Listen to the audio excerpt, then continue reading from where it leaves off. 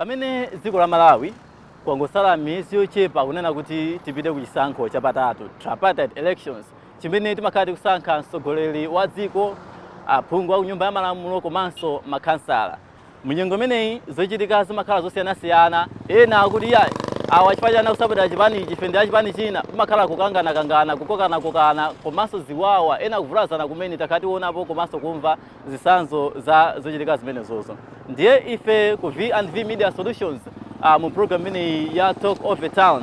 takutengerani muno Mzinda wa Lilongwe kuti timve maganizo anthu osiyanasiyana pa nkhani imene unena kuti ndikofunikira kotani unena kuti anthu ife pamene tikusiyana zipani zosiyanasiyana tikhale anthu amtendere.